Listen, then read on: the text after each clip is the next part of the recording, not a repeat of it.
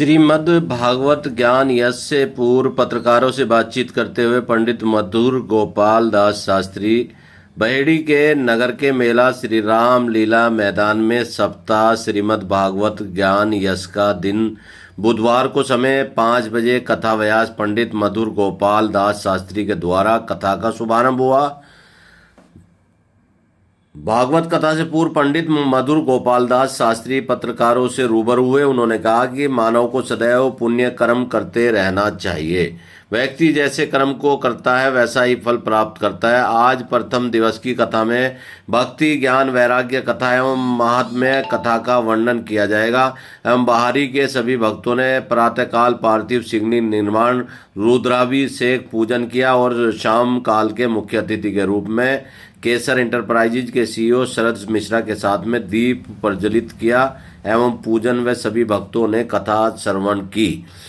इस दौरान मुख्य जजमान संजय कुमार गुप्ता, गोमती गुप्ता, ठाकुर कमल सिंह, वकील साहब रमेश सिंह, अक्षय मंगलम, मिथिलेश श्रीवास्तव, गोपाल जी, सोमपाल सिंह, आर के सिंह, हंसनाथ शाह, सुरेंद्र सिंह, श्री कुंवर कांत, अवधेश सक्सेना, चौधरी अतर सिंह, चौधरी प्रदीप सिंह, चौधरी रामेंद्र सिंह, चौधरी हरिंदर सिंह व आदि भक्त जनों ने श्रीमद् भागवत ज्ञान यश प्राप्त किया। तो वहीं प्रथम दिन के प्रसाद की व्यवस्था राकेश श्रीवास्तव ने की। बहेड़ी से देखी हमारी संवाददाता अनीता देवी की रिपोर्ट। ये जो आप कथा हो रही है इसमें क्या क्या वर्णन किया जाएगा, किस विषय पे?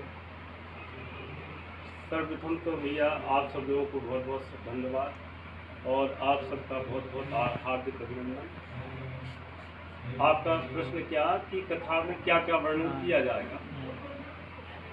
ये श्रीमद् भागवत कथा का आयोजन होने जा रहा और गंगा वेलफेयर सोसाइटी के जो भक्तवृंद हैं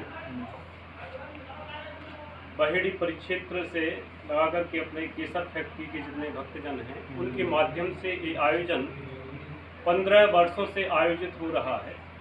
और श्रीमद् भागवत कथा का आयोजन जो यहाँ पर होने जा रहा वो श्रीमद् भागवत महापुराण कहते हैं कि वेदों का ही सार है।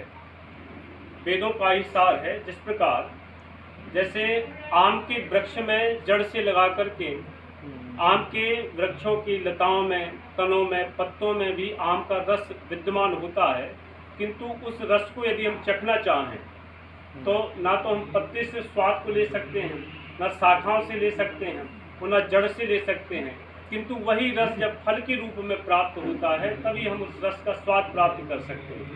तो सनातन धर्म में ये श्री वेद व्यास जी की जो महानतम संरचना है, महानतम संरचना क्या, श्रीमद् भागवत का प्राकट्य ही वेद व्यास जी के आश्रम में हुआ है। जिस प्रकार भगवान राम का अवतार अयोध्या में, भगवान श्री कृष्ण का अवतार मथुरा में, ठीक वैसे ही श्रीमद् भागवत महापुराण का जो अवतार है वो सरस्वती नदी के तट पर सम्याप्रास नामक कुटीर में श्री वेद व्यास जी के आश्रम में हुआ है। तो ये श्रीमद् भागवताख्योयम प्रत्यक्षा कृष्ण ये भगवान की शब्दमयी मूर्ति है, शब्दमयी मूर्ति है जिसका विवेचन आज से आरंभ होने जा रहा है।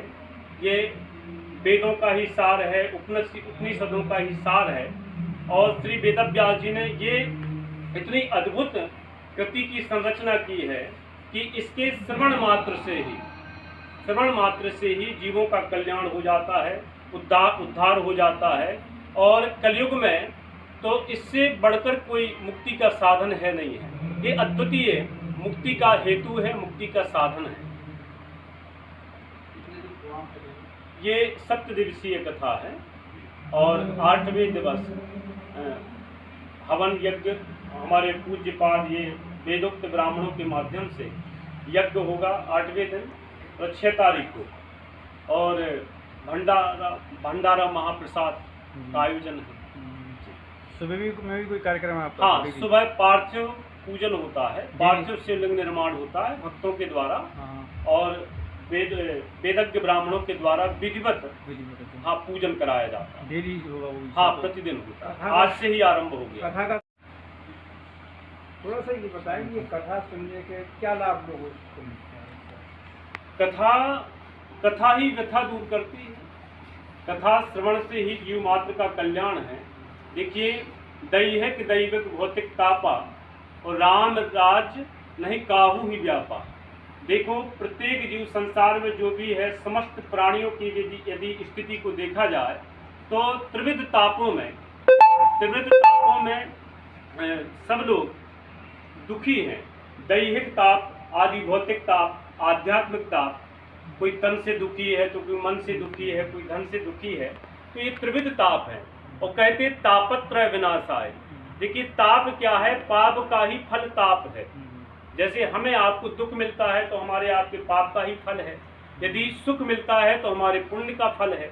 यदि ताप मिल रहा, दुख मिल रहा, तकलीफ मिल रही, रोग है, बाधाएं हैं, मन को अशांति है, तो इन सब का यदि कारण है तो वो है हमारे ताप अर्थात पाप। ताप का फल ही पाप है। पापों के द्वारा जीव को दुख प्राप्त होता है। तो यदि उसको सुख चाहिए तो भगवान की शरणागति के अलावा जीव को कहीं सुख मिल नहीं सकता, ना ही शांति मिल सकती है।